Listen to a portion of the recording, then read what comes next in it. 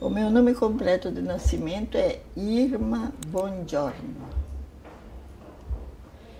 E nasci em Garibaldi em 1933 de novembro de 1931. E depois, quando entrei na vida religiosa, como naquele tempo costumavam trocar os nomes, davam qualquer nome, a gente escolhia também. Aí me deram o nome de Irmã Paulina e deixei de me chamar Irma Bongiorno. Aí fiquei com o nome de Irmã Paulina. Por isso que agora, ainda praticamente, eu sou conhecida aqui pelo São Pedro como Irmã Paulina. Porque se alguém vem aqui procurar Irmã Bongiorno, não existe.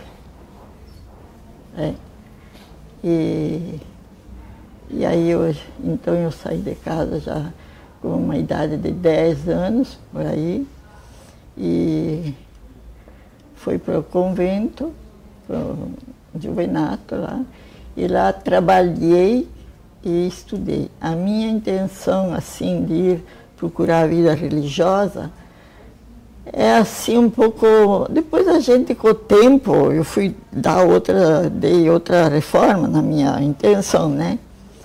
Mas é que com os 6 anos, eu estudei catequese e fiz a primeira comunhão, com 6 anos. Ó, 6 anos, o que é hoje em dia, né? E a professora nos mostrou um quadro da morte do justo e do pecador. Então, a morte do justo, os anjos levaram ele para o céu, assim, com cantos, coroas e tudo bonito. E a morte do pecador, aí foi terrível, aí os demônios, o fogo, as forcas, o diabo, tudo, aí me assustei muito. Aí eu, na minha ingenuidade, eu disse, mas agora eu vou ter que pensar, porque eu vou ter que fazer sacrifício e rezar bastante para ganhar o céu. Não só para mim, mas também para os outros, para os meus familiares. Porque o que adianta eu ganhar o céu, se algum deles vão lá para aquele inferno, aí eu vou ficar com pena e vou sofrer. Para ver que não estava regulando bem também, né? E aí eu fui fazendo, mas já havia sofrimento e sacrifício em casa, porque era de uma família muito pobre, a minha mãe doente, que morreu jovem. E aí veio essa oportunidade de ir para o juvenato e eu fui com essa intenção de sofrer, rezar para ganhar o céu. Mas aí quando eu cheguei, eu não conhecia as irmãs, vi as irmãs vestidas daquele jeito, me assustei, né? Aí eu falei para o meu pai, olha, o senhor venha depois da manhã, porque eu não sei se eu vou ficar com elas, eu estou assustada, né? Mas aí meu pai veio. Mas aí também eu raciocinei, se é que eu vim para fazer sacrifícios e sofrer, eu tenho que ficar com isso aí, porque se eu vou achar o que é bom e bonito, já não é a minha intenção, né? E fui ficando, e deu, aí fui trabalhando, estudando, e entendendo mais a vida, né? E até que, então, pulando depois, com 17, 18 anos, eu recebi o santo hábito, ingressei na vida religiosa, aí vi mais assim como era a vivência das irmãs. Quando as irmãs vinham para Garibaldi, elas falavam muito do São Pedro, porque aqui existia quase que umas 60, 70 irmãs, e quando elas iam para lá fazer retiro, falavam do São Pedro, falavam de tudo, né? E, em parte, eu, principalmente, eu tinha um pouco de receio de cair no São Pedro, porque a gente não escolhia o lugar.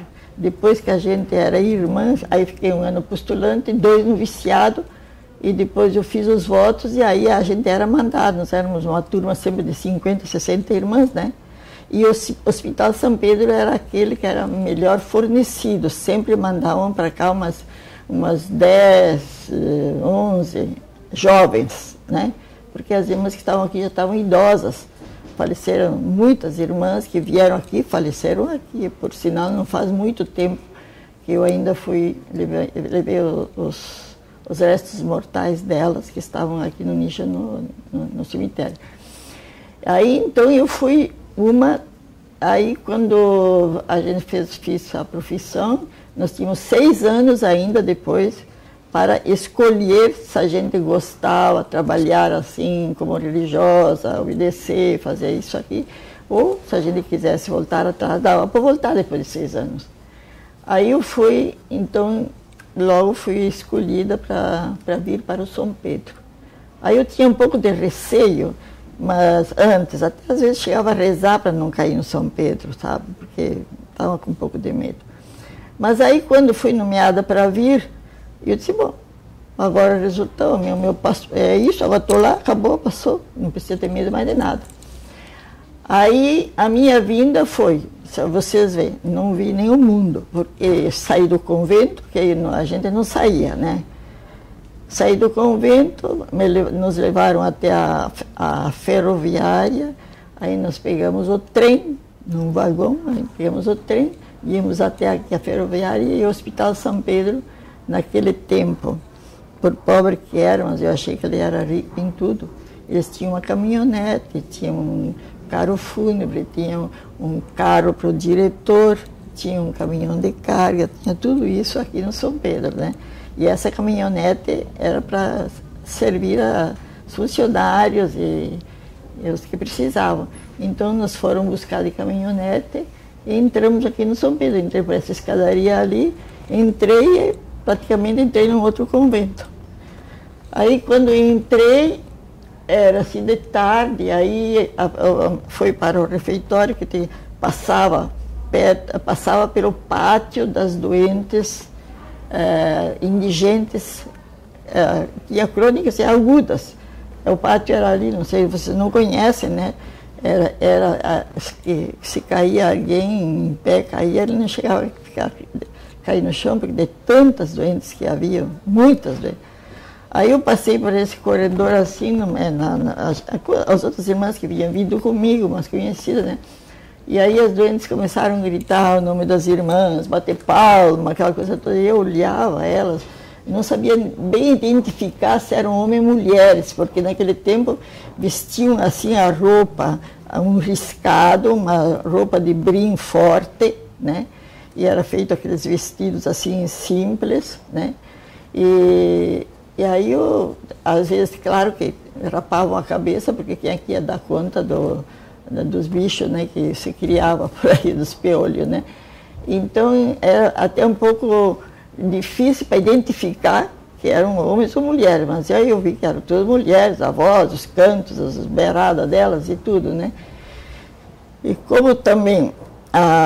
e aí foi aquela noite até que dormi, eu acho. Depois, ao dia seguinte, fui vendo mais, né? Irmã, em que ano que foi isso?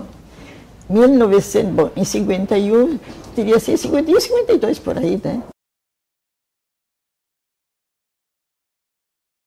E aí, então, depois começou a minha vida de manhã, conhecer, assim, os pátios, aí tudo, né? Dizer a verdade, eu não conhecia, assim, os homens. Eu fui fazer o curso de enfermagem depois na Santa Casa, ali conheci melhor, assim, a diferença do sexo, tudo, porque no convento eu não conhecia nada disso, da anatomia, né, praticamente.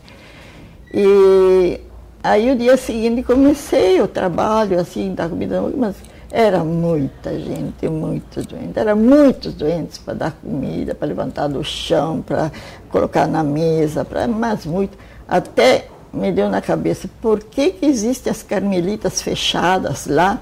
Elas deviam também sair e vir ajudar aqui no São Pedro, dar comida para os doentes e fazer isso. Aí ele dizia, não, mas precisa gente também que reze para vocês terem força para fazer isso. Mas aí foi me ambientando, né? Mas não, custou um pouco, mas era onde que eu queria ficar, né? E era muito gostoso, assim, de cuidar desses doentes. E existia um problema, né, que nós não tínhamos serviço de triagem naquele tempo aqui, não existia. E o Hospital São Pedro não conhecia a palavra não tem vaga. Então, as doentes vinham assim aos montes, porque em todos os lugares, Bagé, Uruguaiana, Santa Maria, se eu conheço esses lugares é por causa das doentes, porque eu não viajei em parte nenhuma e também em geografia não estudei isso aí, né? E aí as doentes eram colecionadas nas delegacias e quando havia assim um comboio, uma viagem que valia a pena, por exemplo, um vagão cheio ou uma viatura cheia, aí então o prefeito destacava para trazê-las para São Pedro. E elas vinham assim com um ofício do prefeito dizendo com no final com essa comitiva, estou encaminhando para o Hospital São Pedro as dementes, fulano, beltrano, e existia a relação. Em certos prontuários ficava a relação, mas em outros prontuários não ficava porque vinha uma só, né? E vinham com os nomes também todos trocados, porque todas as pessoas andarilhas que andavam nas ruas, os guardas, os vigilantes, eles recolhiam e levavam para como é que dizia a doente? Ela me dizia na polícia, porque se não era o policial ter pena de mim, me dar um pedaço de cobertor e eu ia morrer de frio, porque passei muito frio lá e fome. E elas ficavam até ter um número suficiente para vir para São Pedro. E aqui, claro, o nosso trabalho, quando avisavam que chegou o trem, o vagão cheio, vinham escoltados por 2 brigadianos. Então aqui era designado assim a caminhonete e a ambulância, 2 funcionários que iam buscar as doentes na ferroviária, e nós aqui em casa, então, nós recebíamos as doentes, o trabalho que a gente fazia, não era aquele negócio, chama o médico, vem médico, não, médico vinha em terceiro lugar. Primeiro era a higiene, alimentação, depois é que vinha, o que sobrava era para o médico. Mas elas estavam tão desnutridas, tão assim, em estados precários, que às vezes com a higiene, a alimentação e um bom trato, elas já se animavam e já tinham condições de falar, de dizer o nome, até dava o nome certo, e aí a gente já acertava um pouco, fazia o prontuário delas, porque não é como agora, que elas já vêm com o prontuário, o nomezinho todo, não é bem assim, só vinha a pessoa, né? Ali que a gente tinha que fazer o prontuário delas. E aí depois, então, os médicos, quando vinham, na segunda-feira, eu me lembro que por tempo de Páscoa, assim que existia 2 dias, 3 feriados, a gente amontoava bastante, porque depois na segunda-feira de Páscoa, quando os médicos vinham, era difícil para achar que tinham vindo e trazê-las todas, porque todas eram revisadas pelos médicos, pelo clínico psiquiátrico. E o clínico, eu me lembro que uma coisa muito importante que ele pedia era a abreugrafia das doentes. A abreugrafia e os exames clínicos assim, mais rotineiros, exame comum de urina, exame, assim, os máximos, esses exames mais, assim, mais simples, mas eram muito importantes. E como nós aqui, pelo que se acha, comparando São Pedro agora, daquele tempo, nós aqui tínhamos tudo. Nós tínhamos o laboratório, nós tínhamos raio-x, nós tínhamos... existia todos esses serviços secundários. Nós tínhamos serviço de oftalmologia, nós tínhamos o serviço do gabinete dentário, tinha até o serviço de prótese, fazia prótese para os doentes, havia 2 salas de cirurgia, uma ortopedia, outra sala geral assim, para cirurgias comuns, havia maternidade, tudo isso eram atendidas aqui. Nós tínhamos berçário, tinha até os bercinhos aí, tudo, né? Então, isso tudo se tinha aqui, né? O São Pedro, praticamente, a meu ver, ele foi assim uma empresa, não faltava nada praticamente, assim, tudo. Agora é o contrário, agora os doentes daqui vão para fora fazer exames e tudo, antes os de fora vinham para cá.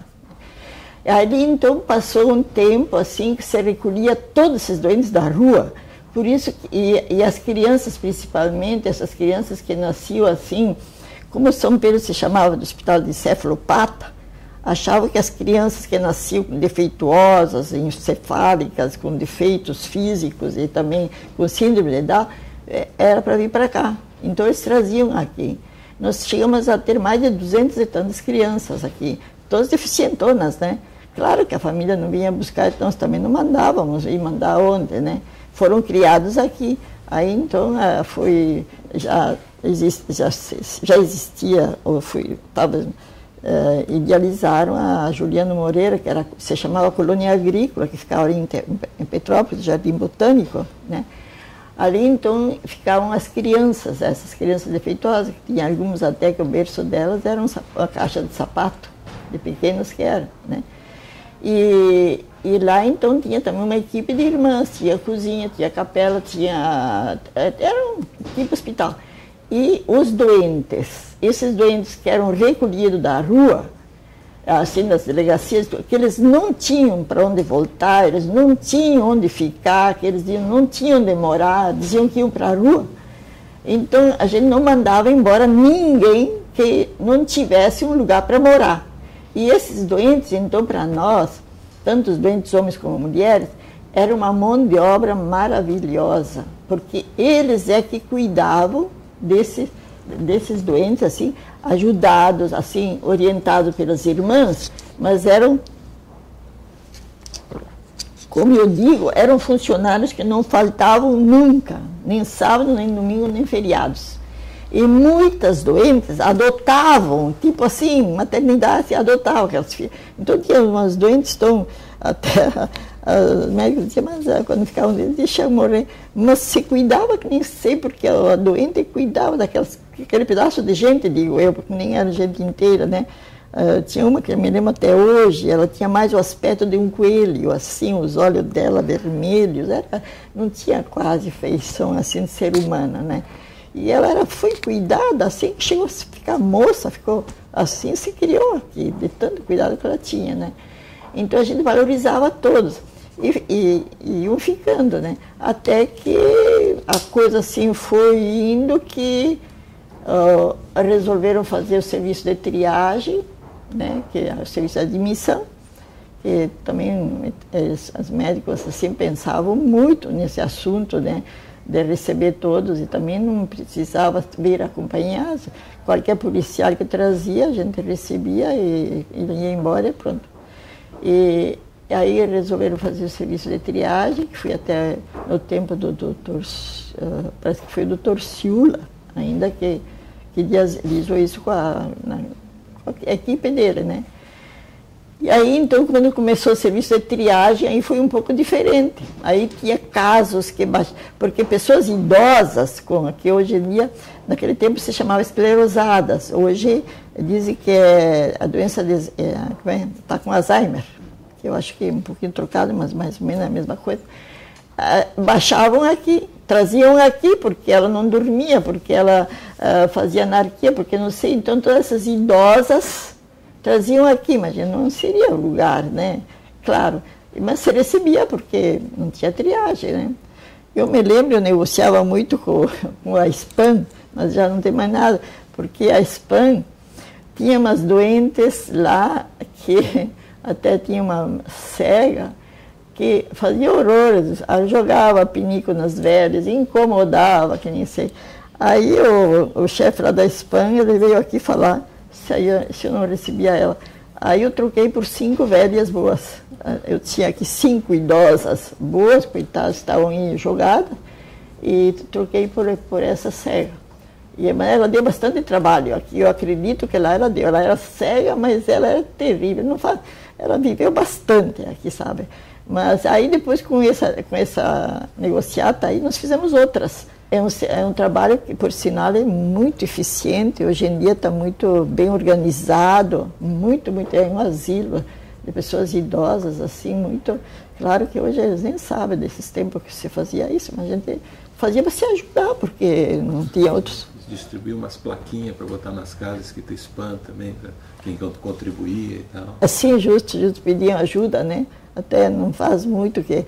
Lá só não sei, parece que é uma entidade assim, assistencial, não é governamental, parece, né? Não é governamental. Não é, não. É privado. Então, até isso eu ficava contente, porque as idosas davam mais trabalho, precisavam mais cuidado, e essas que eram sapecas assim, elas se viravam um pouco, né?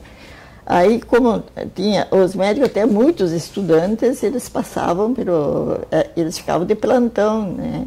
Mas eles também não conheciam muito doentes mentais, né? Às volta e meia baixava alguém que não era lá para cá, não era o caso para ser aqui, né? Por exemplo, veio uma doente que não botava o pé no chão, mas também elas vinham do fora do interior, e os médicos do interior também não sabiam decidir alguma coisa, assim, o que era, né? Que ela veio porque ela não botava o pé no chão, não estava o pé no chão, né?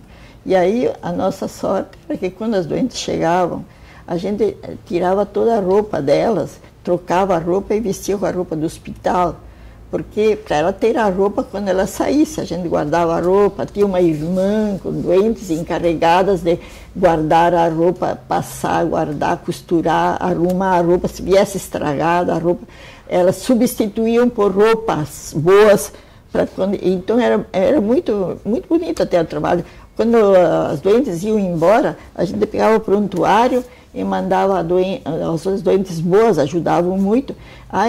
Uma coisa muito importante, que nós com 5.000 doentes aqui, o hospital tinha só 300 funcionários em tudo, que havia chácara, nós cuidávamos assim de bichinhos, por exemplo, os porquinhos da Índia, tinha galinhas, tinha carneiro, tinha ovelhas, isso tudo era para fazer os reagentes para o laboratório, nós tínhamos um laboratório aqui.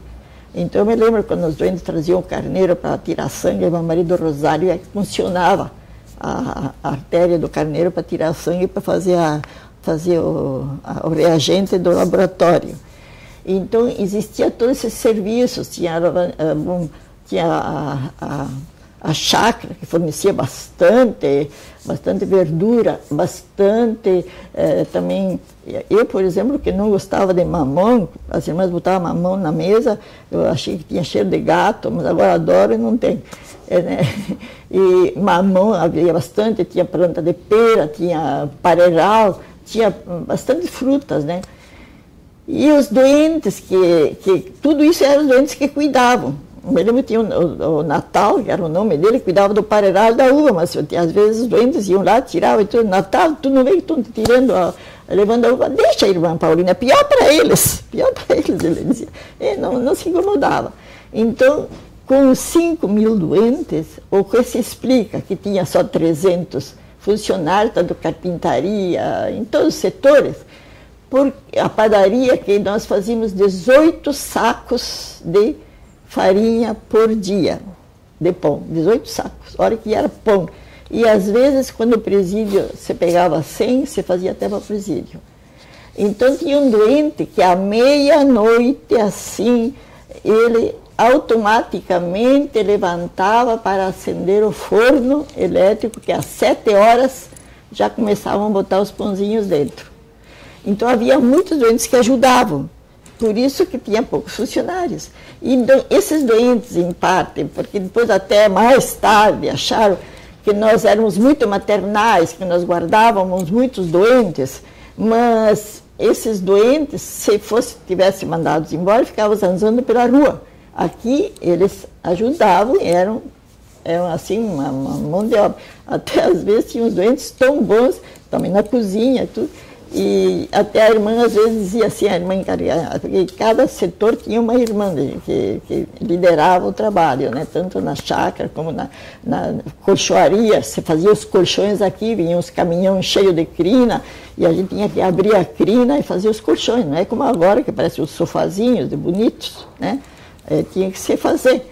Então, ela às vezes dizia, não me mande embora aquele doente lá, que ele trabalha tanto que nem sei. Mas a gente às vezes tinha que mandar porque não havia mais vaga, o lugar era pouco. E quando chegava de noite, a gente andava horas com os doentes pela mão para ver se encontrava um cantinho para eles deitarem.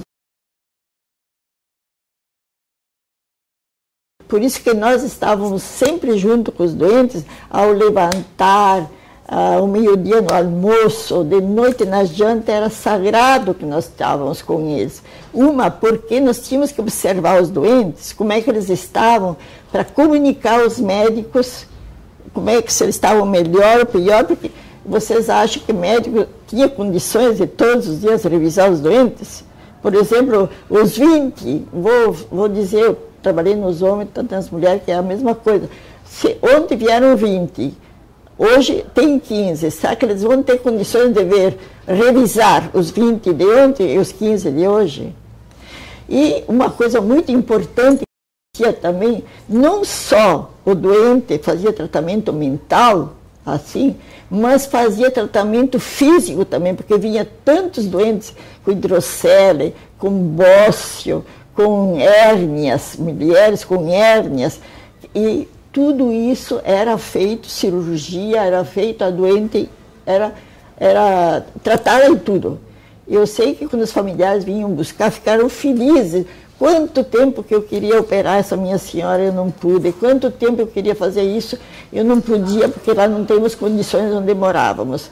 Então, o doente saía muito beneficiado, né? Isso que era uma satisfação para a gente, dar também essa alegria também para os familiares, de ver que traziam os doentes e levavam.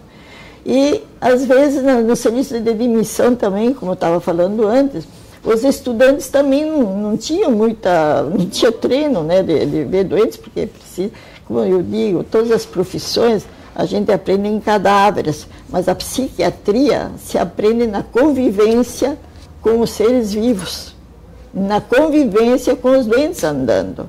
Não vai se aprender psiquiatria nos mortos e nem nos que dormem, né? Então, os estudantes, esses que estavam fazendo plantão, às vezes não tinham conhecimento. Aí baixou uma doente que ela não botava o pé no chão, e de onde ela veio assim, dizendo que a doente, não sei, botaram um diagnóstico assim, de que a doente não queria colocar o pé no chão, não sei, uma coisa assim. Eu me lembro até o nome do médico, coitado. Aí o doutor fez a baixa dele e mandou para a unidade. E aí quando nós tiramos a roupa, tudo, ela estava com todo o pé engangrenado. Por isso que ela não botava o pé no chão. Tá.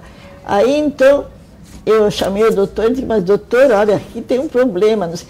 Pá, Paulina, o que eu faço? Eu digo, não, simplesmente faça a outra baixa, tire essa aí e encaminhe para a cirurgia. Aí já encaminhou para a cirurgia, nós tínhamos cirurgia, tudo, né? Foi resolvido isso. A outra mulher também, ela baixou porque jogou a criança fora pela janela, né? E trouxeram para cá como louca, né? E aí, eu quando coloquei ela na cama, fui mexer, a cabeça dela, ela deu um grito, digo, assim, mexi aqui, digo, acho que ela deve estar com meningite, alguma coisa. Aí eu chamei o doutor neurologista, que era o Bragato, e fez punção, ela estava com meningite, assim, alta. Aí fez tratamento, umas eram levadas lá para neurocirurgia, as que tinham tumor, e quando ela melhorou, ela disse que ela achou que a criança estava chorando e ela, do lado da cama, ela achou que era o berço, e ela botou no berço, e botou fora da janela. Então, tu vê, né, coisas bonitas, digo eu, que quando a gente não valoriza o doente mental, não conhece, acontecem essas coisas, né? E outras também. A psiquiatria vai muito com a neurologia. Muitos casos de psiquiatria eram casos neurológicos, eram casos que tinham tumor. Por exemplo, ela veio baixa porque ela não atina a fazer nada, está sempre dorminhando, aquela coisa toda, sempre meio que dormindo, tá? Mas eu digo, mas é daí porque lúcida tudo, mas tem que ter alguma coisa, porque aí a gente observava, por isso que a gente estava sempre junto com elas. E aí o doutor resolveu fazer um bom exame neurológico e ela estava com um tumor. Aí fui levada para a neurocirurgia do São José, e o doutor Dani, né, o senhor lembra? E o doutor Dani fazia essas cirurgias. E eles valorizavam muitos casos que iam daqui para lá, mais ou menos assim com a história, porque aí para eles também era fácil, né? E porque aqui a gente acompanhava e os médicos depois assinavam, viam que era real, a gente... Então, muita coisa, digo eu, às vezes, esses nossos doentes, junto com a doença mental, tem muitas coisas físicas, às vezes clínicas, neurológicas, que precisam ser decretadas. E essas só a gente conhece vivendo com os doentes. E como a gente vivia muito com os doentes, né, a gente via, por exemplo, à noite, todos os doentes desfilavam na frente da gente, porque até a gente inventou lá uma bandeja com várias repartições, Yaroí, Pelinho, mas eu tenho que falar das primeiras medicações que a gente passava trabalho. Agora eu já estou até até onde a coisa está boa, que tem medicação, mas antes que não tinha, no começo que não havia medicação, era bravo, porque a única calmante que nós tínhamos era o fenobarbital, que era um xarope que a irmã fazia na farmácia, e aí quando se dava esse xarope, imagina, cuspiam até dizer cheio, até dormir, Nossa Senhora, levava tempo para ter doente agitado, né? Mas assim a gente levava, depois os primeiros tratamentos assim, né? Depois veio o cardiazol, agora estou voltando para trás, eu disse para você que eu vou para frente e para trás. Os primeiros tratamentos eram banhoterapia, que tem numa banheira aí para ver, né? Imagina pegar um doente agitado, botar dentro de uma banheira de água quente, depois de banheiro de água fria, como é que tu ia ficar, né? Mas tudo que ajudava eram os doentes ajudavam.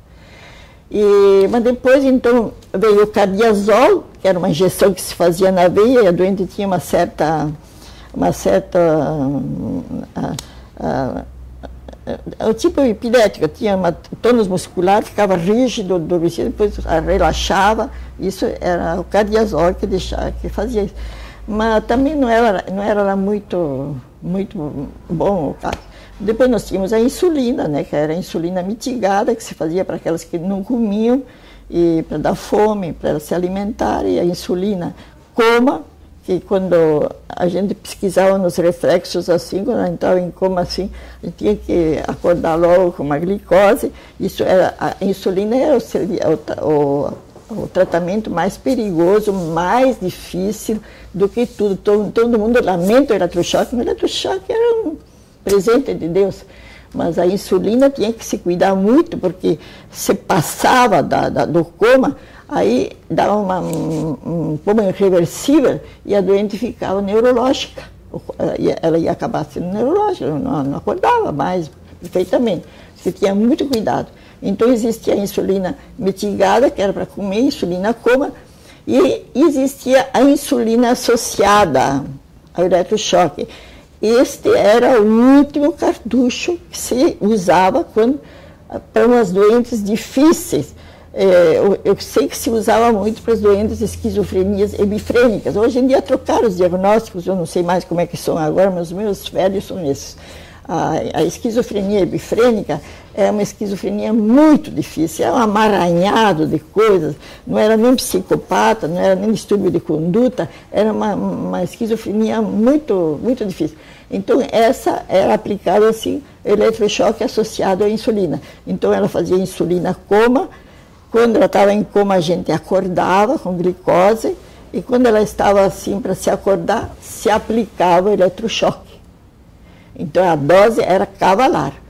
E aí, então, quando ela estava para se acordar do eletrochoque, então, antes dela se acordar bem, tinha que se dar aquele xarope, porque era um xarope mais açúcar e água, porque não tinha, ele era bem enjoativo, e tinha que se dar antes que as doentes acordassem bem, porque depois elas não tomavam mais, e aí a gente tinha que devolver a glicose que a insulina tirou. E aí depois, então, depois do eletrochoque, então ela tomava essa glicose, esse xarope, e com isso aí ela se refazia, né? E durante o dia a gente tinha que cuidar, as funcionárias que trabalhavam no setor de insulina, elas eram encarregadas de cuidar muito dos doentes que faziam insulina, porque podiam durante o dia vomitar e depois fazer uma hipoglicemia à noite. À noite também o dormitório da insulina, elas eram todas separadas. Então você vê, no meio de 600, 700, 800 doentes, 900, tu tinha que estar escolhendo, porque não era bem assim, chama fulana, betana, porque elas continuavam bloqueando, porque não era que elas melhorassem, se estivessem bem, né? Ainda aquela vez que queimou o hospício, as doentes estavam em coma, que foram levadas todas para o pátio lá embaixo, calculou que não foi, né? De desespero. Mas não queimou nenhuma até. Mas elas continuam doentes, né? E aí, então, a insulina associada ao eletrochoque, essas umas 3, 4 sessões, se não havia melhora, podia desistir, deixar descansar. Então, a gente deixava essa doente de lado, pegava outras, porque havia muitas doentes. Não dava para insistir só com uma ou duas, sem sem pegar as outras que vinham, porque todos os dias tinha doentes novas. Quando eu vinha, os médicos, existiam médicos de todas as, que fazia de todas as especialidades. Tinha urologista, tinha cardiologista, tinha otorrino, tinha oftalmo, tinha todas. Mas dependia muito da enfermagem, observar os doentes e de levar. Por exemplo, todos os dias tinha uma turma de doentes que iam para o dentista. Mas quem levava essas doentes tinha que ser a enfermagem, de cuidar, ver a necessidade e levar, né? E os médicos também, naquele tempo, como não existia, no começo não existia especialização em psiquiatria, né, doutora? O médico fazia tudo, né? Você fazia tudo. Depois, então, criaram essa especialização que o doutor Davizinho me fez lá na Melanie Klein e o doutor José de Barros Falcão aqui fizeram a especialização em psiquiatria, que foi mais observado, mais assim voltado para o doente mental. Mas aí quando a coisa mais difícil era à noite, para achar lugar para dormir para esses doentes, que era difícil, a gente andava com eles para ver quem é que queria, porque as camas eram todas encostadas uma na outra e havia doentes assim, deitados assim, dois cada cama, 13 encostados, né? E tinha que mais ou menos colocar os doentes que sedavam e os melhores e separar, porque também não havia funcionários que ficavam em cada dormitório, tinha dormitórios que se colocava doentes melhores, uma Ave Maria, o sinal da cruz e boa noite. Elas se viravam, mas elas se ajudavam muito. Elas se ajudavam, tanto assim, não sei se posso falar, teve casos, às vezes, de doentes que estavam para ganhar neném, que às vezes não estavam todos os dias, saber se estava para ganhar neném ou não estava. E às vezes elas chamavam a gente, irmã, vem cá que está nascendo, tem uma coisa aqui, tem uma coisa, a doente foi no WC, está saindo uma coisa preta, não sei o que lá. E a gente ia ligeiro lá, estava ela lá no WC, com o nenenzinho já com a cabecinha para fora. E aí a gente pegava e levava para, fazia o parto e levava a doente aqui na cirurgia, o neném também. Então, as doentes eram os anjos da gente, elas ajudavam muito, né? E então eles selecionavam, a gente selecionava as doentes, as melhores se colocavam num dormitório, as mais difíceis, as mais agudas, então num outro, e onde ficava mais funcionários para cuidar onde estão as agudas, né? Então nesse passar assim, que as doentes desfilavam na frente da gente, no dormitório mais ou menos a gente tinha que ver, mas ao mesmo tempo você tirava uma temperatura, a gente dizia uma palavra para elas para ver como é que elas estavam. Conforme a gente via, agora o doutor Germano vai me ouvir, mas ele já sabe, conforme eu aumentava ou diminuía a medicação, né? Se eu via que ela passou bem, que ela está calma, eu não vou dar 2, vou dar 1. Se eu vi que ela estava luqueando bastante, eu aumento mais um pouco, né? Mais ou menos a medicação era aquela, sabia o efeito, né? E assim a coisa andava, né? Tanto assim que eu agora vou contar um parênteses aqui, né? Que teve um demônio, teve o demônio aqui, um doente matou o demônio aqui no pátio, né? O Djalma, até me lembro dele, o Djalma Fragraça, que ele tinha uns 19, 20 anos. De manhã, passando aí no pátio grande, ali, eu fui para recolher, a gente recolhia os doentes para levar para o dormitório, para o refeitório, tomar café, e aí eu vi os pés de um doente de fora, assim, tudo aqui coberto de grama, terra e tudo, né? E aqui é uma pedra de alicerce de barra, mas tem um doente enterrado aí. Aí a gente foi ver, era um doente que estava lá enterrado mesmo. Aí fui uma zoe, né? Até naquele dia saiu no correio, o delegado perdeu o cachimbo no Hospital São Pedro, porque fui avisada a polícia, veio o delegado para procurar aí no pátio, no meio daqueles 1.800 doentes que tinha, que eu era responsável, chefe deles, para achar qual é o criminoso que fez aquilo. Então me mandavam prender todos, um porque estava com uma manchinha de sangue, a outro porque não sei o quê. E eu disse, mas quem fez esse trabalho tem que ser um meio lúcido, porque um abobado não vai matar e enterrar. Tem que ser um pouco lúcido. que fez, não é isso aí, não adianta estar guardando eles que não fizeram isso aí. Mas afinal fui fazendo o dia todo, procurar, os médicos, não se achou quem fez aquilo. E o doente, como os alcoolistas eles tinham um setor separado, e quando eles melhoravam, eles passavam aqui para a divisão Pinheiro, para o nosso lado, para fazer a recuperação, porque às vezes lá quando estavam em delírio trêmulos, eles ficavam amarrados e às vezes criavam escaras e tudo, eles passavam aqui para o nosso lado. E esse era um doente alcoolista que tinha passado para o nosso lado e estava no dormitório e ele levantou e quando eu fui deitar, eu fui na cama do Djalma, do outro. E o Djalma disse que era a cama dele e ele lá, houve uma discussão pelo jeito. E aí o Djalma também alucinado, que era de Flores da Cunha, um jovem alucinado, ele achou que ele era o demônio, né? E aí não se desentendeu, o demônio queria matar ele queria matar o demônio, eles foram no pátio e lá terminaram a festa, né? Afinal das contas, quem ganhou foi o Djalma, que chegou a matar o demônio, ele explicou tudo. Aí procuraram os doentes, durante o dia não acharam. E o Djalma, belo e bonito, tomou o café dele e fui na chácara trabalhar o dia todo com a irmã Juliana. E de noite, quando eles entraram, eles desfilavam na minha frente, aí, às vezes eles diziam bobagem, eu dava o comprimido, aquele ampletil, né, eles botavam na cabeça e diziam, marcha, soldado, bota da boca e não em cima da cabeça, né? Eles faziam as bobagens deles. Mas afinal era assim. E eles diziam, botar aqui no ouvido, tu não acha que ele entra mais fácil? As coisas dele.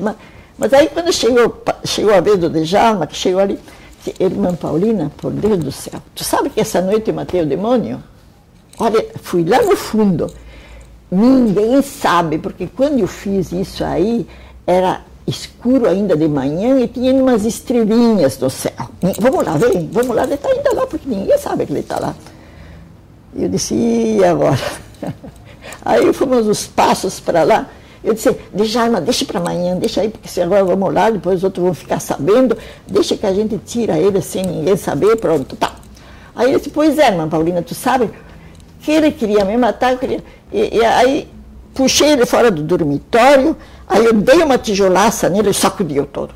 Aí eu dei mais uma, caiu o demônio. Aí depois aí ele misturou um pouco o demônio com o homem. Aí ele disse assim, depois eu puxei ele como se puxa um gado morto, a sepultura, e fiz o enterro religioso. Eu botei na cabeça dele uma pedra de alicerce em sinal de respeito, diz ele assim, eu pisei por cima dele, para ver se ele estava bem morto. Pisando por cima dele, ele arrotou, com isso ele quis me dizer, muito obrigado, estou muito bem. E fui trabalhar com a irmã Juliana. Pronto. E me contou a história toda. Agora, como condenar um doente desse? Aí eu comuniquei para a tia Mário Martins, naquele tempo, que ele era todo cheio. Aí mandaram que eu colocasse ele fechado num quarto, sozinho no quarto. Aí conduziram ele no quarto e disse, por que a senhora me bota nesse quarto aqui sozinho agora? Eu disse, não, Djalma, para o demônio não vir te incomodar aqui de novo. Né? Inventei lá, afinal ele ficou. Aí de manhã, quando eu fui lá, disse, Paulina, essa noite apareceu um gato preto na janela, era o demônio, ele veio me agradecer, disse que está muito bem lá, está tudo certo. Só que depois fez um eletrochoque, né? E aí depois do eletrochoque, a coisa mudou. Aí ele disse assim, começou a ficar triste. Eu acho que aquele doente que eu matei não era o demônio, eu acho que era um homem. Eu acho que era um homem, começou a chorar. Dizer assim, mas agora eu queria falar com o padre, porque eu acho que se era um homem eu fiz pecado e não sei o quê. Eu digo, não, Djalma, assim, doente, não sabe o que faz, não faz pecado, tu matou o demônio, afinal não matou o homem, né, tá? E aí, então, foi feito outro eletrochoque, no dia seguinte, ficou lúcido completamente. Aí o padre falou com ele, e tudo, disse que ele não tinha culpa, que ele não sabia o que estava fazendo, aquela coisa toda. Aí ele queria sair do quarto, porque o padre disse que não tinha. Eu digo, Djalma, não é por causa da culpa nem nada, é por causa que os outros doentes podem se vingar agora. Tu sabe como é que foi, agora ele era um doente também, né? E os doentes podem se vingar. Mas aí depois, então, fui tratado, até com o Manuel Albuquerque, que estava aí no manicômio, de transferiram para o manicômio. E fui transferida. Quando fui transferida, ele disse assim, mas por que vocês agora me jogam para outro lugar que eu não fiz pecado, não fiz nada, eu não sabia? E eu disse, não, fui a tua família que procurou outro hospital para te tirar daqui, para não ficar no meio deles. Mas nós vamos te visitar, o IPF ficava contigo, era um pavilhão praticamente do São Pedro. A gente atravessava a farmácia, ia para lá, para cá, e a gente ainda rezava a missa lá. Ia. Só que para encerrar a história, o fato do Djalma foi especial. Todo mundo fez a história e tudo, nem sei onde fui voluntário dele, porque todo mundo queria. E aí, depois de uns 6 meses, o seu Djalma começou a ficar pálido, magro, todo mundo gostava dele, queria bem, afinal das contas não trataram mal, e queriam saber o que ele tinha. E não tinha tantos exames como hoje, era a tomografia e aquelas coisas, tudo, né? E o Djalma veio a falecer depois de uns 6, 7 meses. E depois tiveram que fazer necrópsia porque não sabiam o que ele... E sabe o que ele tinha?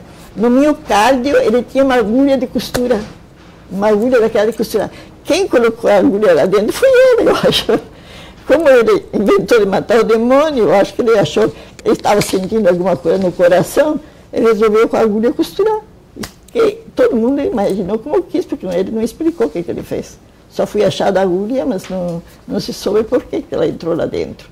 Então vocês veem um rapaz, né, que se diria que nem era doente, porque trabalhava divinamente, olha o que ele fez. Por isso que eu digo, hoje em dia, no mundo existe muita loucura que não é conhecida, né? E muitas coisas, mortes, suicídios e tudo, podiam ser evitadas se houvesse mais hospitais psiquiátricos e que mais médicos conhecessem o que é um doente mental. Agora você me falou dos médicos. Os médicos todos vinham, como estudante, claro, pegavam, vinham e ao mesmo tempo aprendiam também, né? Aprendiam porque ninguém sabia, como eu também. Quando eu vim aqui, que eu vim trabalhar com doentes mentais, aí o doutor Mário Martins, até que ele era muito fino, ele era um médico muito, você ficava na direção, e ele ficou trabalhando, e aí ele me perguntou para mim, o que essa doente tem? Eu disse, eu não sei, eu puxo, ela não vem, eu solto, ela não vai, fica parada. Ele disse, olha, foi a melhor das explicações que você me deu. Puxa, não vem, solta, não vai, quer dizer que ela é uma esquizofrênica catatônica. Digo, bom, agora eu sei, né? Mas é assim, ia se aprendendo, né? E como os médicos também iam aprendendo. E tendo assim, a gente que ensinava, aliás, que orientava eles, muitos deles, eles gostavam, porque a gente orientava eles, né? E também teve uma doente muito bonita, cabelo... Ela veio assim com a perna, essa perna colada assim na coxa aqui. Ela veio de muleta. Mas eu não sei por que ela veio, se tinha alguma coisa, não sei. Mas sem nada que ver com a perna. Aí tinha ainda a doutora Ayrton, que trabalhava, a ortopedista, trabalha no Néstor Neves. E eu observava muito aquelas doentes. E eu dizia, doutora Ayrton, essa perna dela ali dá para endireitar, porque eu vejo que às vezes ela usa. E aí, será que daria me ajuda, vamos esticar um pouquinho, nem que a senhora ingesse ela, vamos assim. E fomos ver, e era um quadro histérico que ela focalizou na perna, para chamar a atenção, porque ela era bonita, moça. E aí, o doutor foi botando gesso, espichando aos poucos, ela saiu daqui, bela e bonita, caminhando, e fui até depois no pavilhão lá da URCS, lá na Melanie Klein, com o doutor Davi Zimmermann, porque os estudantes quiseram ver o caso. E aí depois chamaram a família para ver como é que ela era em casa, aquela coisa toda, né? E vocês viram, saiu daqui, sem muleta, sem nada. E ela se não ia ficar, aquela perna ia atrofiar, e depois nunca mais. Era loucura. Quem é que teria dito que aquilo era loucura? Bom, mas quando veio o eletrochoque, foi uma maravilha. Quanta gente melhorou, doentes que nós já tínhamos deixado de lado, de canto, porque já tinha se feito tudo, não dava, se fazia um eletrochoquezinho, acordavam tão bem, perguntavam onde é que estavam, choravam, como é que eu vim parar aqui. Olha, eu vou dizer, transplante de cabeça ninguém faz, mas o aparelho de choque faz. Infelizmente agora tiraram um pouco o poder dele, mas o que eu vou fazer? Eu até que eu pude fazer, fazia. Eu fazia uns 30, 40 por dia, assim, mas divinamente, melhorava. E o eletrochoque, o nosso mal era que nós fazíamos eletrochoque assim, numa sala, nós não tínhamos lugar para fazer individual. Porque quando era feito individual, o doutor dizia assim, essa doente vai falar 5 vezes, 4, 6 vezes com o doutor Hugo Serletti, e depois assim, me traz para a revisão. Tá. Hugo Serletti é quem inventou o aparelho de choque. Eu não ia dizer, vai fazer eletrochoque, vai fazer sonoterapia. Aí, quando eu levava a doente para a revisão, dizia assim, olha, doutor, já fez a sessão. Ela já falou com o doutor Hugo quantos... Não, senhor, não falei com médico nenhum, só falei com o senhor. A irmã está mentindo, porque ela não me mostrou para nenhum médico. E tinha feito direitinho sem saber. Por isso que eu digo, né? O mal do eletrochoque, a pessoa tem pavor, claro, porque a gente fazia assim, por exemplo, umas 40 doentes, essa aí, a Lida Kreber, por exemplo, daquela sala discutindo os azuis assim, né? Eu fazia dessa aqui, depois fazia nessa. Esta estava vendo essa aqui, porque dava convulsão assim, que é de assustar, né? Mas a gente tem que cuidar assim, que não saia os carinhos. A gente botava uma mecha para ela não morder a língua, aquela coisa toda, cuidar dos braços para não levantar demais, os joelhos. Mas a outra via que ia acontecer para ela de se assustar, mas tinha razão, né? Mas se a gente fazia assim, individualmente, elas nem sabiam o que faziam. E elas melhoravam tão bem que era uma maravilha. E depois, quando começaram a fazer o eletrochoque, fazer com taquicuri, relaxante muscular, fazer uma injeção para relaxar, depois resolveram fazer um pouco de anestesia para abobar. Digo, bom, eu agora, então eu dizia assim, olha, o que vale é eletrochoque a seco, molhado não tem o mesmo efeito. Porque eu dizia eletrochoque molhado com relaxante muscular, com anestesia, e depois quando estava ali lá pelas tantas, começava, como é que vai? Está acordando? Está melhor? Não sei o quê. Aí acordavam a doente ainda, sob o efeito do eletrochoque, às vezes com dor de cabeça, abobada, ela acordava em meio abobada. Ao passo que se fazia seco, eu sabia que ela não tinha feito nenhum calmante, nenhum remédio que pudesse prejudicá-la. Uma vez que ela tinha feito o eletrochoque, respirou bem, vira de lado, deixa dormir até quiser. E aí eu deixava dormir até ela acordar espontaneamente. Aí acordava espontaneamente, não tinha dor de cabeça, só ficava pensando onde estava e procurava a gente desesperada, o que aconteceu, como é que eu ia parar aqui. Aí que se via que a doente estava bem, né? Então, o eletrochoque tem esse efeito. Não adianta estar enchendo ela de calmantes e querer acordar antes do tempo, né? Tem mais essa. Eu dizia para o doutor, olha, o seco tem mais efeito do que o molhado. Isso era uma observação que eu tinha feito. O que o médico dizia da sua observação? Eles concordavam, porque alguém dizia assim, porque, Paulina, eu estou dando, depois veio a Natasol Depot também, comecei lá, e disse, por que esses remédios, Natasol Depot, veio substituir um pouco o eletrochoque. Paulina, por que quer me dizer uma coisa, eu estou fazendo o mesmo tratamento que estou fazendo aqui, estou fazendo lá no espírito, e a doente não está melhorando, e como é que aqui ela está melhorando? Eu digo, eu posso dizer para a senhora, mas só depois não venha me xingar, porque... Então, eu dizia, não, aqui...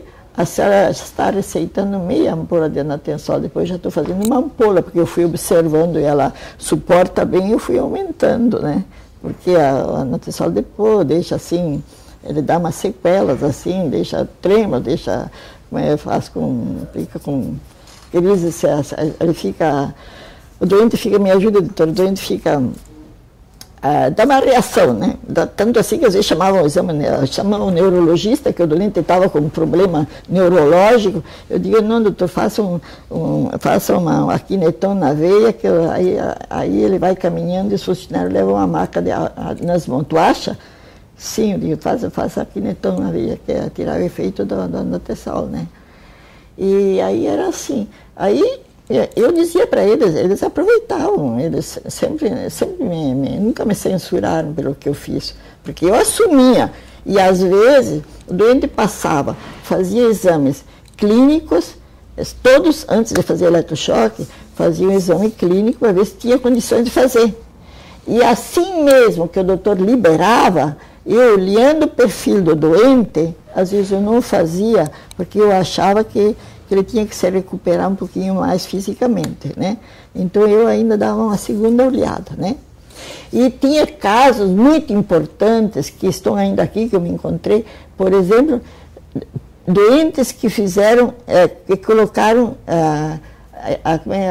a válvula mitral, sabe que a válvula mitral naquele tempo era de acrílico, né, doutora? Aí na cardiologia, era uma coisa assim. Doentes que tentava suicídio, mas estava com válvula mitral, não conseguia se fazer eletrochoque e não tinha medicação. E a doente tentava suicídio por tudo. No pátio, ela enchia a boca de terra e segurava as mãos para a gente não ver que ela tinha terra na boca para morrer. Fazia de tudo. Aí o que restava fazer um eletrochoque, mas aí eu dizia, eletrochoque não vai aguentar, porque está com essa válvula de acrílico, ela é capaz de pifar. Ou pifa de um jeito, pifa do outro, quando no fim, né? Ou tentar salvá-la, né? Aí os médicos ficavam assim, faço, não faço, dele, não dele, mas eu dizia, olha, a finalidade é para ela ficar boa, a família também sabe, vamos tentar, se esse é o último cartucho, fizemos. Passava bem divinamente. Bom, eu vim na cardiologia, quando faziam extracorpórea, depois eles faziam eletrochoque para ver se o sangue circulava por tudo. Eu digo, como é que não vou fazer para uma aí que está com a válvula mitral? E eu só sei que o eletrochoque foi o milagre do São Pedro. Melhorou muitas doentes, muitas. Essa tentativa de suicídio, então depressão, e as que não comiam quando não tinha eletrochoque, vocês já viram o que era passar sonda nasogástrica para todos esses doentes? Olha meus dedos tudo quebrado, de tanto abrir a boca para poder botar uma gota de água na boca, para poder fazer comer, engolir, né? E aí depois que veio a sonda, tinha uma irmã que só andava com a sonda na mão, passando para uma e para outra, e com uma caneca de café com leite e sopa e não sei o que para dar por sonda, porque os doentes morriam, porque doentes eram muitos e não dava para alimentar todos. Por isso que eu achava que as carmelitas tinham que sair para ajudar na comida. Mas depois que veio o eletrochoque, olha, um choquezinho se defendia. O doutor Busnello foi um diretor muito importante aqui, porque foi ele até que comemorou 100 anos do São Pedro. Ele que festejou 100 anos de São Pedro. E ele começou a trabalhar com os doentes alcoolistas, alcoólatras, né? Porque uma vez os alcoolistas eram tidos como sem vergonha, não era considerados doentes mentais, doentes, assim, afinal, doentes. Eram como sem vergonha porque bebiam, porque queriam. E nós mesmos, nós irmãs e funcionários também, ninguém queria trabalhar com os doentes alcoolistas porque eles bebiam porque eles eram sem vergonha. Mas até por sinal, nós tínhamos missa aqui no pátio de manhã, que os doentes vinham todos aí à missa, os alcoolistas não vinham, porque depois eles fugiam, porque depois disso, porque aqui, né? Mas aí eu fui quando eu fui trabalhar com eles, fiz um sermão lá com eles e tudo, eu disse que eu levava para eles para a forma, se comportasse. E eu tinha um apito desses de militar e eu trouxe para mim. Aí as irmãs disseram, Paulina imprudente, tu vai te ver mal, correr atrás dele. Eu digo, não, mas aqueles que escapam que vão. E ficam aqueles que ficam, né? Olha, divinamente eles vieram à missa, voltaram, ficaram faceiros. E aí, dali em diante, começaram a ter também eles a liberdade de sair, né? Mas o doutor Busnello, ele valorizou muito isso. O doutor Busnello é o Machado, Genélio Machado, Paulo Machado, que trabalhou lá, né? Até os alcoolistas foram os primeiros que tiveram ar-condicionado, porque o doutor Paulo Machado ganhou uma camisa de presente, nós rifamos a camisa e com esse dinheiro colocamos um ar-condicionado, porque quando eles estavam em delírio tremendo, eles ficavam amarrados naquelas camas com lastro, colchão de capim, você sabe como é que ficava, né? Então a gente que dá conforto. E outro médico também, diretor muito importante, que ele fez assim muito aqui, foi o doutor Busnello também, mas o que eu pude conviver foi com o doutor Ciura. Dr. Luiz Ciula, porque naquele tempo o sexo feminino, funcionário, nem nós irmãs, não íamos trabalhar com homens, né? E mais do lado das mulheres. Em todo lado das mulheres era tudo light, tudo bonito, tudo tá. Mas a divisão Pinel estava, que era, como diziam os doentes, quando eu entrava naquele pátio, dizia, mas eu vou ter que ficar nesse mangueirão aqui agora, coitados. Eu ficava com pena dele, sabe, vindo do interior de tudo quanto era lado, né? E aí o doutor Ciula disse assim, a divisão Pinel é a vergonha do Hospital São Pedro. Nós temos que dar um jeito com a divisão Pinel, que era a divisão dos homens indigentes. E a divisão Esquirola era a divisão das mulheres indigentes. E a Morella era dos pensionistas. Aí ele resolveu pegar uma turma de gente jovem, por exemplo, pegou o doutor Eli Chefe, pegou o doutor Carlos Kijinic, pegou o doutor até que depois ele morreu do raio, né? E pegou uma turma de médicos jovens e funcionários e pediram para mim, porque quando mandavam alguém trabalhar na divisão Pinel, era tido como castigo. Até uma vez veio uma da Secretaria da Saúde, disseram que veio de castigo, botaram ela para lá. Claro, quando vão de castigo, acham que vão fazer milagres, faz pior do que, né? Então não resolvia o problema. Aí o doutor disse, não, eu vou mandar pessoas jovens para reanimar aquele serviço, né? Aí uma fui eu. E aí, que vocês vão rir, agora a gente gosta, né? Porque, como dizia, que quando eu ia um doente nu, tinha que me confessar, porque como freira não podia enxergar doentes nus, aquela coisa toda. Lá me acostumei e pronto. Entrar naqueles 1.800 doentes lá, né? E tu sabe que eles ficavam naquele pátio lá, mas eles cantavam. Aí o doutor Ciula nos deu todo o apoio, tanto assim que não tinha quarto, não tinha cama para eles, estavam mal. E tinha aqui embaixo ali uma sala onde as pensionistas guardavam a roupa dos pensionistas, tudo assim como agora aqui assim. Ele foi ver o que é isso aqui, é a sala das pensionistas botar roupa. Bom, me tirem toda essa roupa que vai ser um dormitório para os doentes aqui da divisão Pinel que não tem onde dormir. E a roupa? Achem outro lugar para a roupa. Mas aí a Morella ficou bem brava, o pessoal não gostou. E o doutor Ciula, você nos dá, ele disse, olha, se não acharem lugar para guardar a roupa, vocês botam debaixo daquelas plantas que é cinnamon lá fora. Mas que vocês vão ganhar de volta a sala, não vão, porque vai os doentes tomar conta.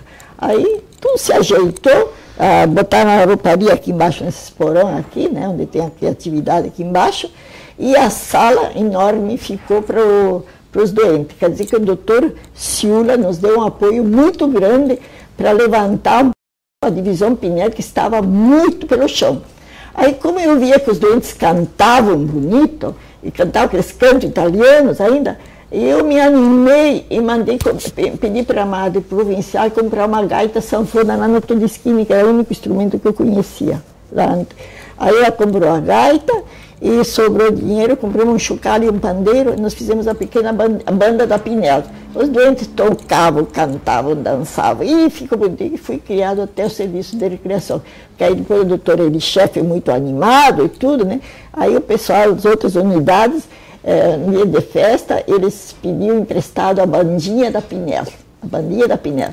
Então, a Pinel começou a ser também uma unidade onde as pessoas gostavam de trabalhar. E era muito melhor trabalhar com os homens do que com as mulheres. Eu digo sinceramente, com as mulheres enlouqueci, mas com os homens não. Porque os homens brigavam, quando brigavam, os homens brigavam em silêncio.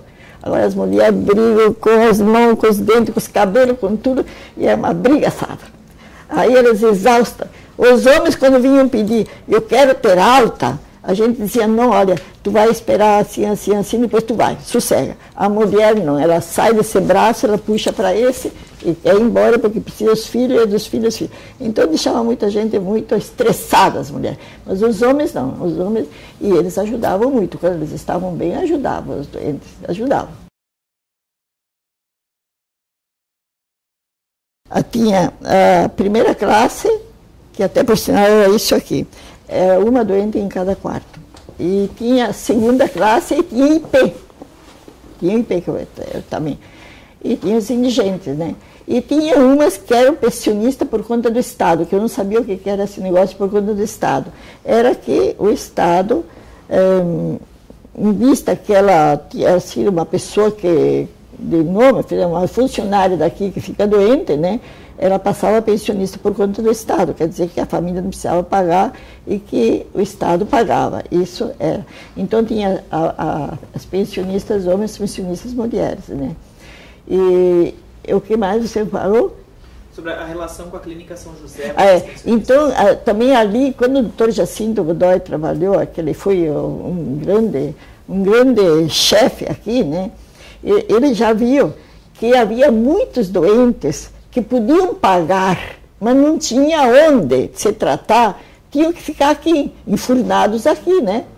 Porque aí ele idealizou de fazer, de criar a clínica, que era no Sanatório São José, que era a Clínica São José agora, em vista para poder receber esses doentes que tinham como pagar, mas não tinham lugar, né? Por exemplo, uma doente, doentes crônicas, às vezes, que não tinham, elas lá no sanatório não podiam ficar, não guardavam. Então, vinham aqui, porque não tinha outro lugar, né? Aí eles criaram uma ala lá também para doentes crônicas, para ficar, porque podiam pagar. Isso tudo o doutor Jacinto Godoy fez. Tanto assim que depois ele teve os 2 filhos, o Jacintinho e o Luiz Antônio. O Jacintinho, que já faleceu agora há pouco tempo, a esposa dele também, que era a Érica, que era psiquiatra, faleceu também agora há pouco, e agora então ficou só com o doutor Luiz Antônio. E o doutor Luiz Antônio nos beneficia muito, porque ele fez especialização em psiquiatria aqui e viu a necessidade de eletrochoque, às vezes, de doentes. Porque quando tiraram o eletrochoque daqui para o Imiro, muitos doentes, eu nunca vi um doente morrer por causa do eletrochoque. Olha para meus olhos, que estão bem. Até tinha uma velha, uma vez, que os médicos não se animavam a fazer, não se animavam. A velha estava de noite, tocava as galinhas para o galinheiro debaixo das camas, fazia horrores. Aí faço, não faço, faço, não faço, disse, tá, deixa, faço. Vamos fazer para. Fizemos um eletrochoquezinho para ela, ficou jóia. Digo, depois de velha, meia caduca, ainda vocês dão um comprimido, fica toda bombada por aí, eletrochoquezinho, limpou ela, ficou boa. Bom, não agora sei, tá eu saí proibido, agora está proibido. Agora eu não sei, aqui tem uma confusão. Não sei por que não fazem. Agora, lá no Hospital São Pedro, que fui a pioneira, eu tinha minhas 2 malinhas, não cuidava delas, que nem sei, quando uma estragava, mandava fazer. Uma coisa simples, uma plaquinha, botava aqui, escuta, está doendo? Não. Está doendo? Não. Então tu fica bem quietinha que eu vou fazer o raio-x. Ficava aqui, tinha a crise tônica, depois relaxava, virava de lado, pronto, feito. Não trazia nenhum problema, né? E hoje aí, está proibido. Hoje eu não sei, está proibido aqui, no São Pedro, porque doentes daqui vão fazer na Clínica Pinel, aliás, na Clínica São José, que o Luiz Antônio, ainda por caridade, como ele fez especialização em psiquiatria aqui, ele tem consideração e ele viu que tinha casos aqui que precisava, então, de comum acordo aqui com o diretor e com o médico que tratava doente, e era levado no sanatório, eles faziam de graça para eles. E ainda agora levam um que outro lá, ou se não no hospital de clínicas. Então, digo eu, por que levar lá, levar no sanatório, e o que os estudantes, esses que estão fazendo psiquiatria, aprendendo, vão aprender em quem aqui? Está muito que certo que no primeiro eletrochoque nosso aqui foi feito num cachorro, um gato. Foi o doutor Hugo Serletti, né? E o doutor, não me lembro mais do doutor que fui lá fora aprender. Fez para testar? Para testar, é. Mas agora os médicos que estão estudando aqui, que estão fazendo especialização aqui, vão aprender aonde fazer CT, né? E agora lá no sanatório, tanto no sanatório como fazem, para ir fazer um eletrochoque, parece até uma cirurgia, que se prepara uma vestimenta, um negócio que eu vou te contar. Quando era simples, a gente pegava, só que até, vou lhe dizer, a gente cuidava que não tivessem comido, né? Mas às vezes com comida mesmo, contando que não tivesse na traqueia. Porque tinha a Lourdes Preta, que nós chamávamos ela tinha ela era epilética, mas a epilética escondida. Eu conhecia no eletrochoque, fazendo eletrochoque, eu fazia o diagnóstico das doentes. Aquelas que eram epiléticas, a convulsão delas era bem diferente. Elas respiravam, elas puxavam, antes de desencadear. Essa eu dizia, doutor, essa aqui tem um componente epilético, tu pode tratar por epilepsia. A Lourdes Preta, a Fagundes, que se chamava, quando ela era epilética, quando ela entrava em surto, ela fazia horrores. E só, mas pá, até uma vez eu fui lá para a catedral, a gente pediu para a polícia ir buscar, a polícia entrou na catedral, ela subiu no altar, ela começou a cantar, levantar o soldado de Cristo. Ela era muito, os epiléticos rezam muito. A gente tem um sigma que a gente percebe quem é epilético e reza muito. Agora eu não rezo muito, acho que não sou epilética. E aí trouxeram a Lourdes, né? E aí com o eletrochoque, ela descarregava, ficava bem que nem assim. Depois as outras doentes contavam tudo, diziam, o que tu fez, Lourdes? Tu fez isso, tu disse palavrões para a irmã, tu disse isso. Chorava, dizia, mas por que a senhora não me faz logo eletrochoque quando eu fico assim? E ela cuidava das doentes de uma funcionária lá fora. Eu não sei como é que a Mercedes tem coragem de deixar as crianças na mão da Lourdes, tão louca assim. Eu disse, não, mas se eu tenho que bater, eu bato nos grandes, não bato nas crianças. Ela dizia, né? Era engraçado, né? E tu sabe que, então, nós fizemos eletrochoque até uma vez, tanto o doutor Falcão, com toda a plebe dele, os estudantes e tudo, ela estava em surto, quiseram ver se resolviam sem eletrochoque.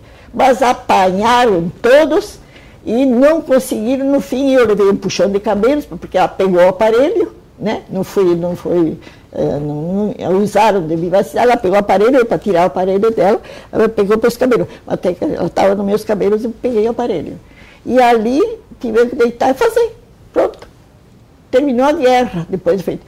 Aí o doutor José de Barros Falcão, com toda a sua diplomacia, com toda a sua sabedoria, e mais outros estudantes, mais outros médicos, viram que precisava fazer eletrochoque, né? Aí depois, quando nós caímos fora, quando caiu fora, tudo comecei a ouvir outra leva de gente, e aí começaram a dar anatensol para ela, e começaram, pobrezinha, tenho pena até. E aí ela estava assim, porque a anatensol, ele impregna, agora que me veio o termo, fica impregnada, a pessoa fica impregnada, cai, se baba toda, isso aí é a impregnação do anatensol depois. E ela estava impregnadíssima, e eles dele remédio, ela ficou toda desformada. Tanto assim que levaram até da neurologia, para a neurologia, mas não tinha o que fazer, porque estragaram ela de tanto da cama.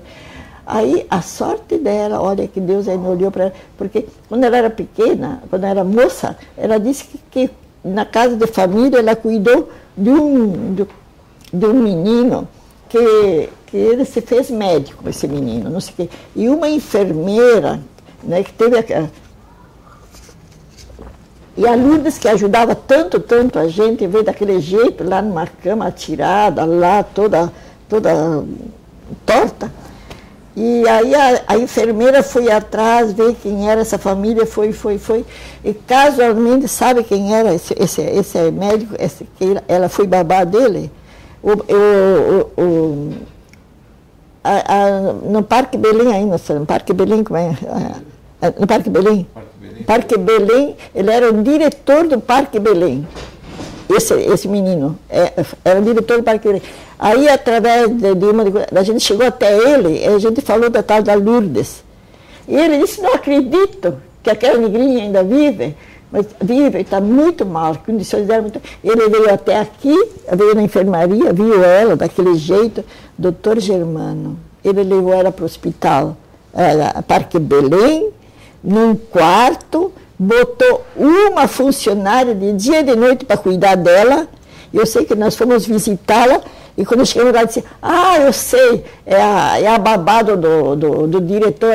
Nossa, olha, tem que deixar visitar, porque senão depois ele vai reclamar. E nós chegamos no quarto, estava ela numa cama limpíssima, bonita, bem cuidada, e com a babá do lado. E morreu muito bem lá. Tu viu que término bonito?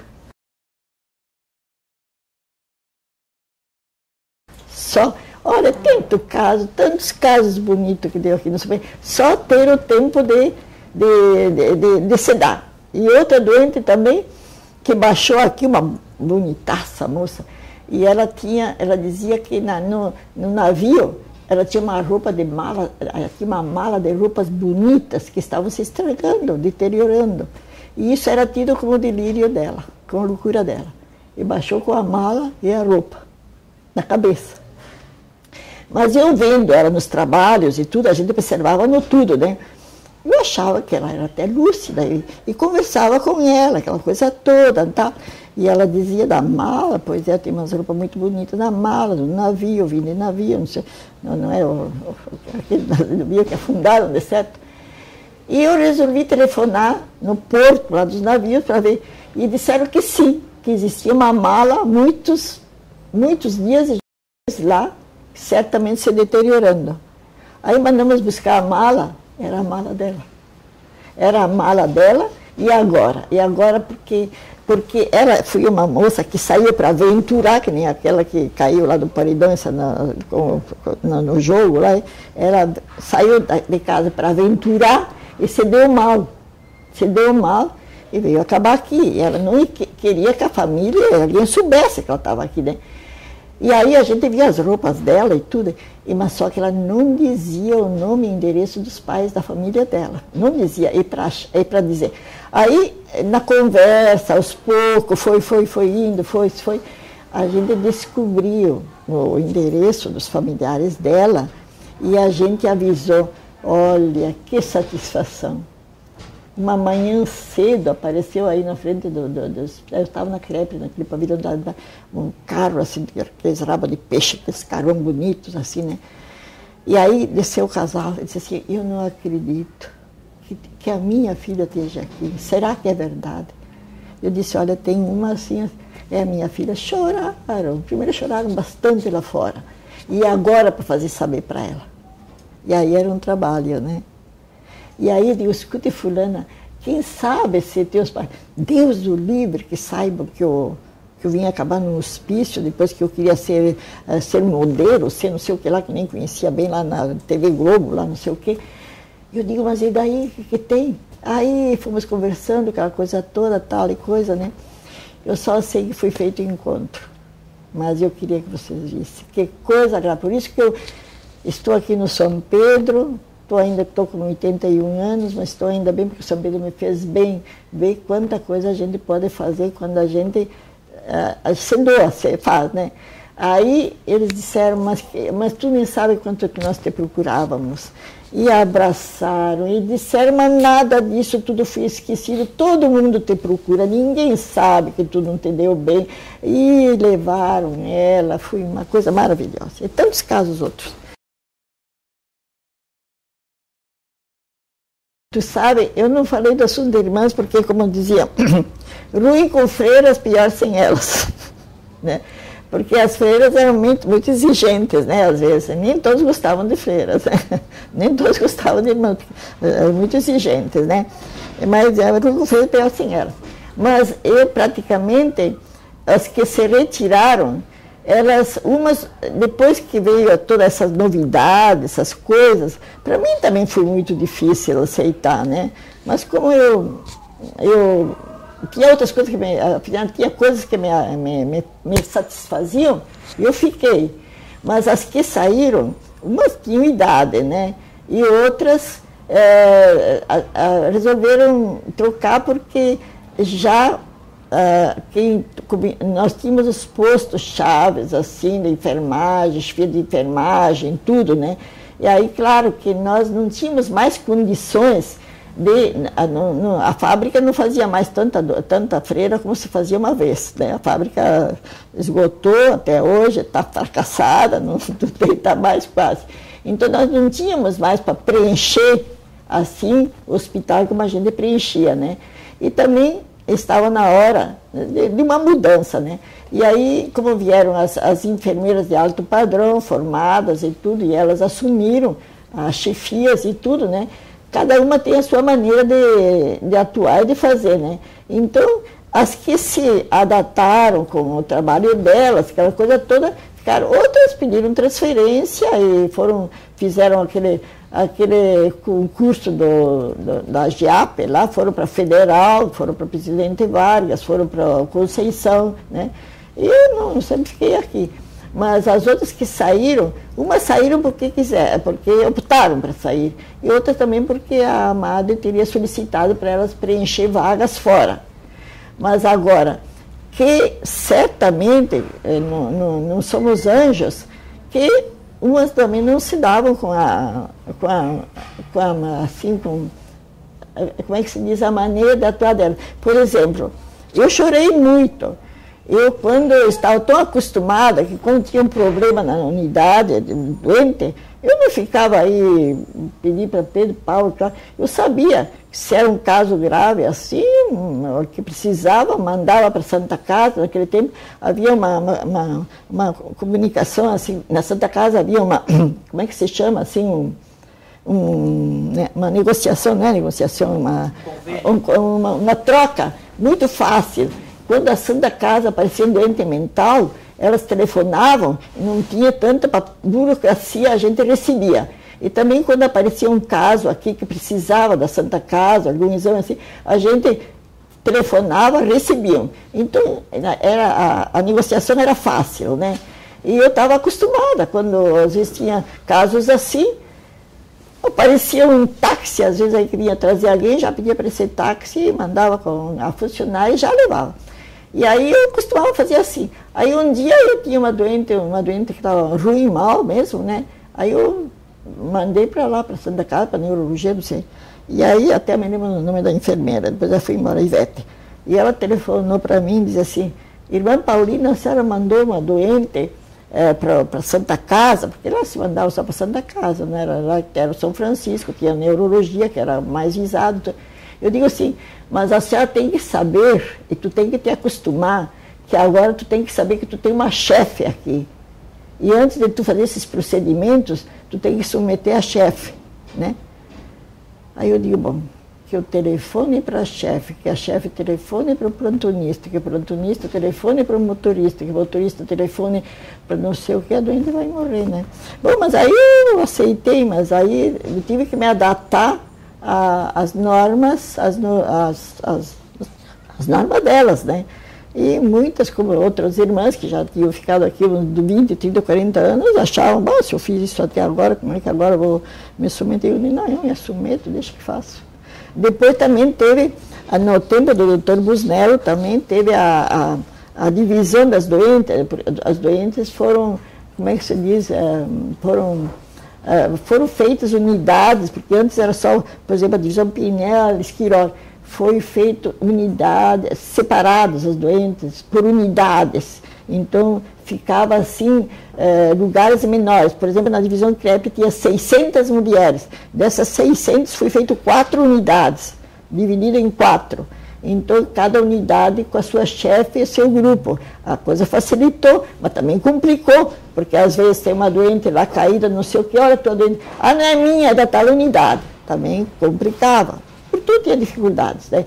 Mas que depois o doutor Busnello fez essa separação assim, depois foi dado o nome das unidades, que antes era 106, 105, 104, ele achou bom dar o nome, aí cada um fez a sua campanha, qual é a pessoa que merecia ter o nome, e a gente fez, até por isso que tem a unidade Ciula, que foi o doutor Ciula, que foi um pioneiro aí que resgatou a Pinel, né?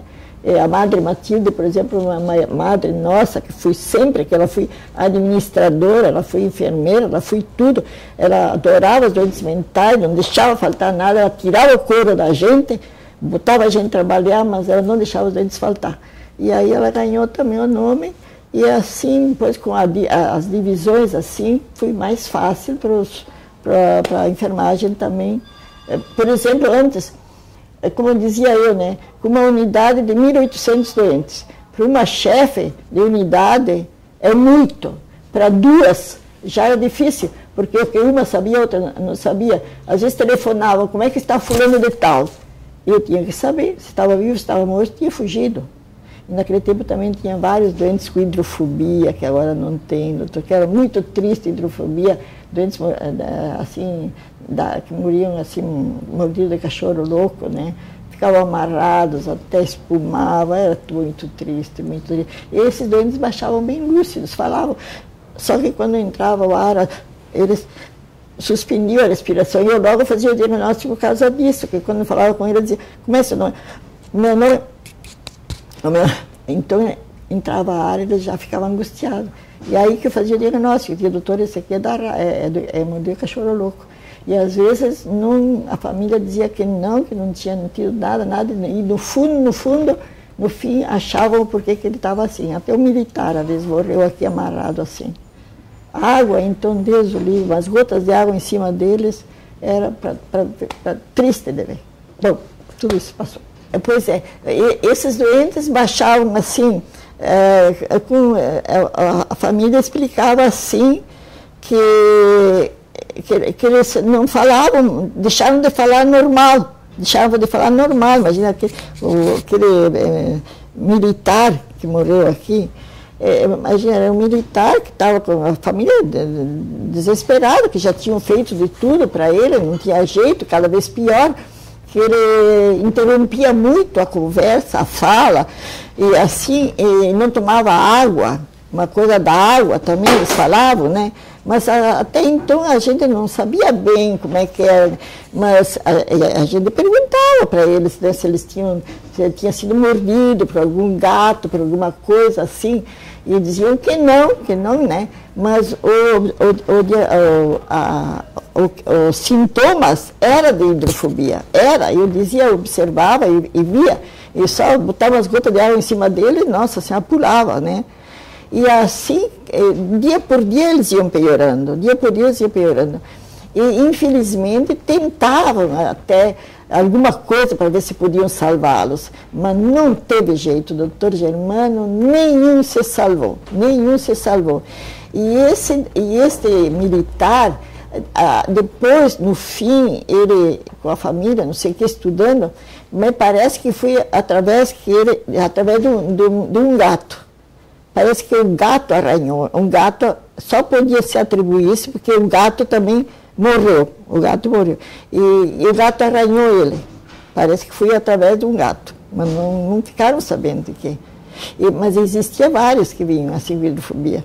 Eu me lembro, eu fiquei uma pena, eles ficaram cheios assim, daquela espuma, assim, a gente não podia nem... tinha que cuidar, porque se a gente tivesse algum rachinho nas mãos, assim, aquela espuma lá já era perigoso. Né? Era muito triste a morte, e hoje em dia tem vacina, não acontece isso mais, né? Já viu, né? Eu nunca vi um caso de hidrofobia. Eu vi, doutor, muito. Formada há 40 anos. 40 anos, mas nunca vi. E eu vi, doutor, quando eu vou ali nessa unidade ali, onde que ele ficava deitado, assim, a gente tinha que botar num quarto sozinho, porque não dava, né? Era muito triste, porque aquela espuma toda tinha que... Até a gente, às vezes, tirava a espuma, mas os médicos diziam que não era para botar as mãos, e, sabe, não se tinha tanta coisa como há hoje, né? Mas é muito desesperador, eles morrem bem lúcidos. No fim, ainda eles querem dizer uma frase, mas não conseguem, porque o ar entra e eles não conseguem dizer a palavra. Eles morrem assim. Eles vinham para cá para morrer, não tinha um medicamento? Não tinha. Eles vinham como loucos. No fim, o diagnóstico sempre foi o diagnóstico.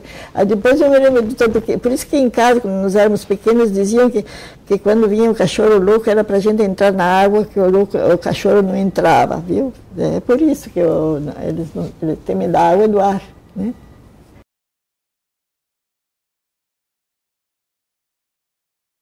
Tudo era... Qualquer coisa assim, já achava que era loucura. E quando vinha aqui, outros casos assim, muito... E depois o transporte dos doentes que vinham para cá, eu me lembro um caso muito triste, de um caminhão de carga, doutor de carroceria. Eu não sei se respondi a sua pergunta, porque eu já escapou. Era isso. A carroceria, tu sabe que tinha um ferro assim em cima da carroceria, né?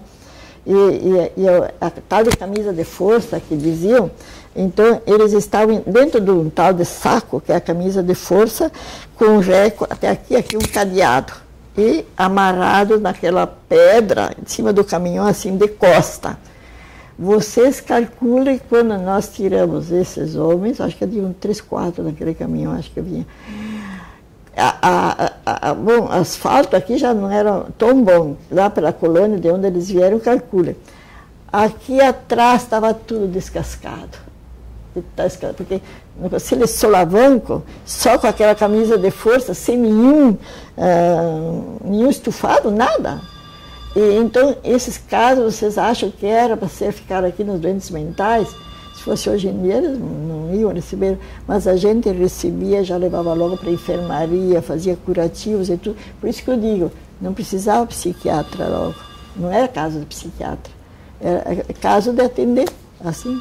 E eu, como me lembro, porque os homens, a baixa dos homens era aqui, que é chamado 8, não sei se o senhor conheceu, aqui onde tem agora a criatividade, estão fazendo a oficina de criatividade, que tem, estão fazendo ali pinturas e coisas. Aqui baixavam os homens, e as mulheres baixavam aqui na escadaria, aqui para nós, aqui desse lado, né?